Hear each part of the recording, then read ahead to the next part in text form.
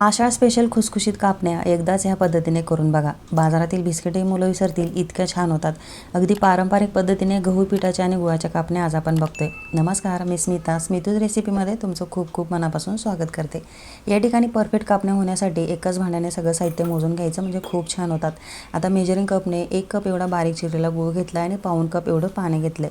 गूळ आणि पाणी मी हे गरम करायला ठेवलं, म्हणजे गूळ छान मेल्ट करून घ्यायचा आणि हे गार करायला ठेवायचं आहे पाणी. तोवर इकडे त्याच कपाने मी पिठं मोजलीत. 2.5 कप एवढं गव्हाचं पीठ घेतले, 1 टेबलस्पून एवढं बेसन पीठ घेतलं आणि 2 टेबलस्पून बारीक रवा घेतला आहे. 1 टीस्पून बडीशोपची पावडर घेतली, 1 टीस्पून एवढी सुंठ पावडर घेतली आणि अगदी चिमूटभर मीठ घेतले. 3 टेबलस्पून एवढं कडकडीत साजूक तूप मी घेतलेले आणि त्याचं मोहन दिलेलं आहे. हवं तर आपण तेलाचं देखील मोहन देऊ शकतो, पण तुपामुळे खूप सुंदर चवीच्या ह्या कापण्या होतात. आता हे गरम तूप टाकल्यानंतर हाताला सोसेल ना असं झालं की लगेच याला हाताने एकजीव करून घ्यायचं, म्हणजे सगळ्या पिठाला तूप छान हे लागलं गेलं पाहिजे. मग हे पाणी गार झालं होतं ना, हे या पिठामध्ये मी गाळून टाकलेलं आहे, म्हणजे गुळातला काळी कचरा हा देखील निघतो आणि छान घट्टसर गोळा मळून घेतला आहे मी. एवढ्या पिठामध्ये हे पाणी अगदी परफेक्ट झालं. बऱ्याचदा गव्हाच्या जातीनुसार पाणी हे कमी जास्त शोषून घेतं. अशा वेळेस जर गरज वाटली ना तर आपण थोडं पाणी घेऊन घट्ट गोळा मळायचा आणि अगदी गरज पडली ना तर थोडं पाणी शिल्लक उरू द्यायचं, पण घट्टसरच गोळा आपल्याला मळायचा आहे. आता याला तुपाचा हात लावून 10-15 मिनटासाठी मी झाकून ठेवलेलं आहे आणि मग ह्या कापण्या मी लाटायला घेतल्या होत्या.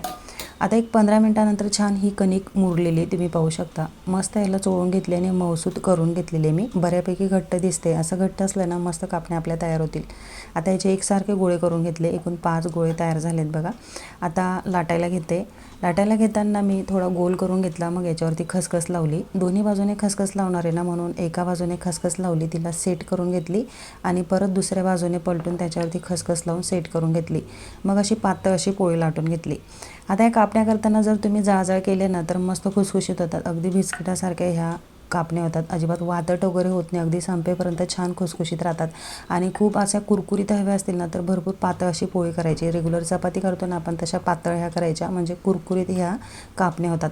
आता माझ्या मुलांना ह्या कुरकुरीत आवडतात, म्हणून मी बऱ्यापैकी पातळ ही केलेली आणि मस्त त्याच्या डायमंड शेपच्या कापण्या कट करून घेतल्या आहेत.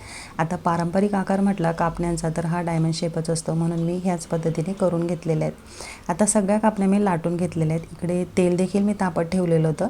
आता पहिला बंच लगेच मी तळायला घेतलं आहे आणि मग लाटायला घेतल्या आहेत. अशामुळे वेळ खूप कमी लागला, म्हणजे तळता मी लाटलं ना खूप कमी वेळेमध्ये ह्या कापण्या तयार झाल्यात.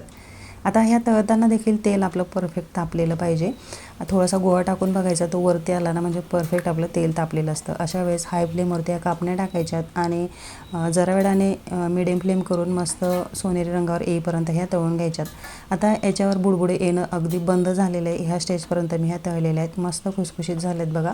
आता ह्या तेलातून काढून घेतल्या आहेत. अजिबात तेलकट वगैरे झाल्या नाहीत का, तेल वगैरे शोषून घेतलेलं नाही आहे. खूप छान ह्या कापण्या झाल्यात आणि चव तर अप्रतिम आली होती. सगळ्या कापण्या मी ह्या पद्धतीने तळून घेतलेल्या आहेत.